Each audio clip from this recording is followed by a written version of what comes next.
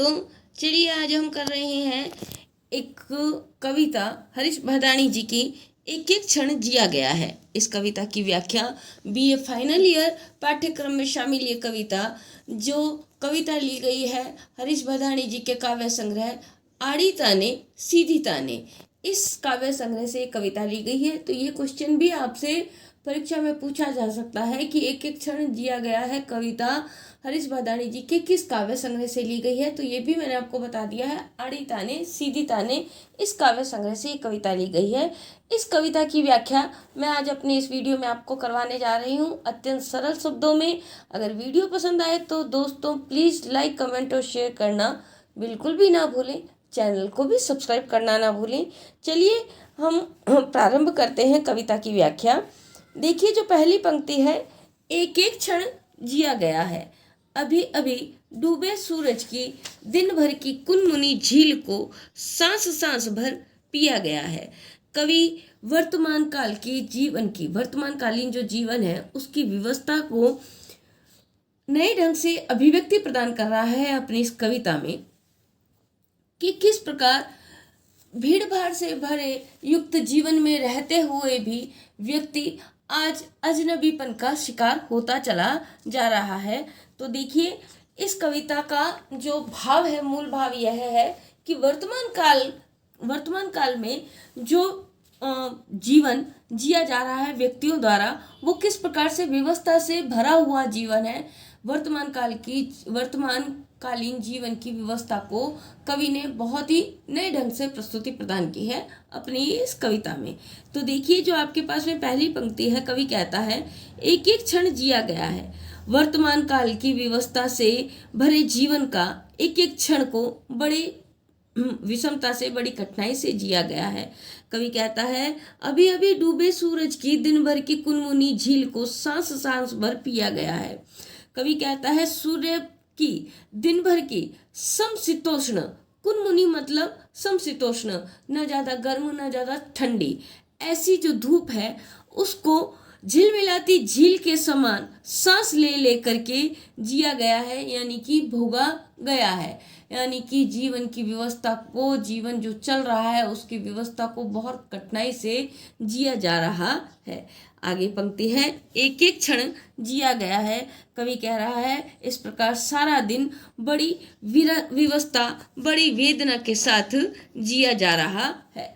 आगे की है, अभी अभी अभी चुभे अंधियारी विष से सितकारती आवाजों को। अब आगे कवि कहता है जिस प्रकार से व्यवस्था से, अजनबीपन से दिन जिया गया, उसी प्रकार से जब रात आती है तो वो भी अंधकार रूपी विष या बेहोशी से भरी हुई होती है, जो साए साए करती, सितकारती मतलब साए साए करती हुई, सितकारती साए साए करती हुई सारी रात भी व्यवस्था से भोगी गई है। सितकारती आवाज़ों को, वो रात भी अंधियारे से भरी हुई रात, बेहोशी से भरी हुई रात, साए साए करती हुई आवाज़ों को रात भर सुना गया है, रात भर भोगा गया है, रात रात भर सिया गया है। कवि कहता है रात रात भर एक एक क्षण बड़ी भारी व्यवस्था से जिया गया है, रात रात भर सिया गया है, एक एक क्षण जिया गया है।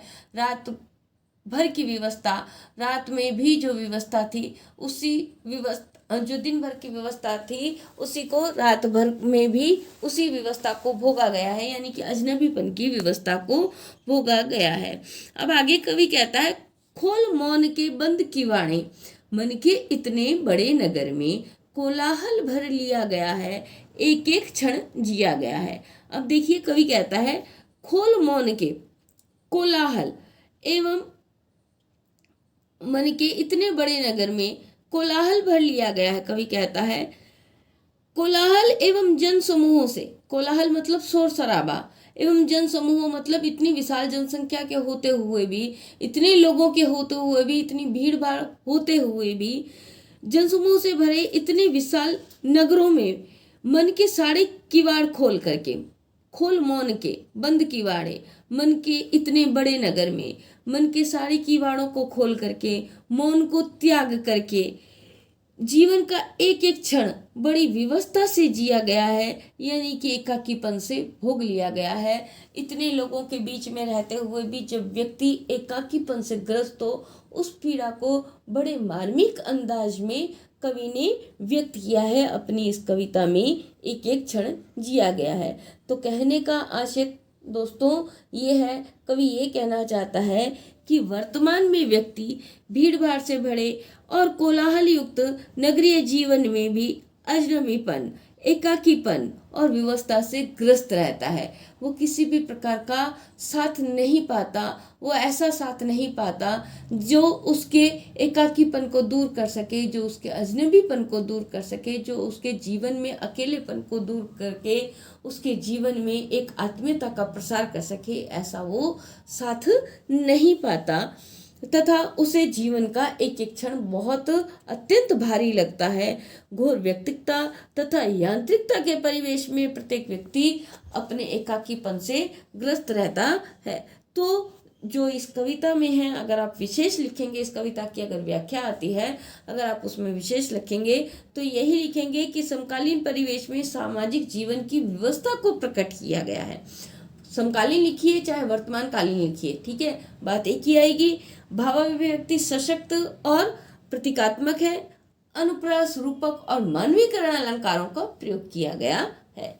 तो कैसा लगा वीडियो? अगर अच्छा लगा हो दोस्तों तो प्लीज़ लाइक, कमेंट और शेयर करना न भूलें, क्योंकि ऐसे ही महत्वपूर्ण वीडियो मैं समय समय पर आपकी सहायता के लिए उपलब्ध कराती रहूँगी।